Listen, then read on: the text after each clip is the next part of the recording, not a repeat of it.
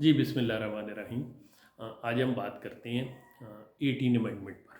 18 amendment कोई almost 13 साल पहले पाकिस्तान में पीपल पार्टी की गवर्नमेंट ने मंजूर करवाई थी और इसके नतीजे में पावर डिसेंट्रलाइज हुई थी from federal to provincial government.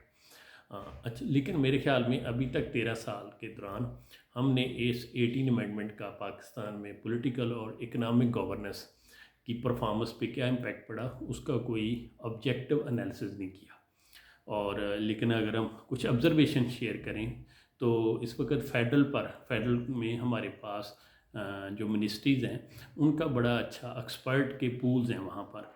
Pakistan के पास पूरे पाकिस्तान पे एक्सपर्ट के पूल हैं जिसमें वाटर की मिनिस्ट्री, इन्वायरमेंट की मिनिस्ट्री और दूसरी मिनिस्ट्रीज़ थी। और ये मिनिस्ट्रीज़ जो वर्ल्ड बैंक, IMF और दूसरी जो हैं इंटरनेशनल फाइनेंशियल इंस्टीट्यूशन उनके साथ डील करती थी प्रोजेक्ट को। अब इनका अल्टरनेट इस लेवल के जो एक्सपर्ट पूल हैं वो प्रोविंस पे डेवलप नहीं हुए, तो हमने फेडरल के जो एक्सपर्ट के पूल थे, मिनिस्ट्रीज थी, उनको इलीगल कर लिया as a result of 18 amendment, जबकि प्रोविंसेस के पास इस तरह के सेटअप प्रिपेयर्ड नहीं है।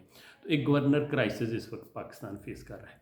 मेरे ख्याल में 18 अमेंडमेंट को फैक्ट बेस और इसकी लिटरेचर बेस के डिफरेंट कंट्रीज़ में डिसेंट्रलाइजेशन ने ग्रोथ और इकनॉमिक डेवलपमेंट में क्या रोल प्ले किया, एक एनालिसिस की ज़रूरत है। और स्पेशली हमें ये भी देखने की ज़रूरत है कि डेवलपमेंट की किस स्टेज पे जाके डिसेंट्रलाइजेशन मोर इफेक्टिव होती है, मोर कंड्यूसिव होती है for economic development and growth.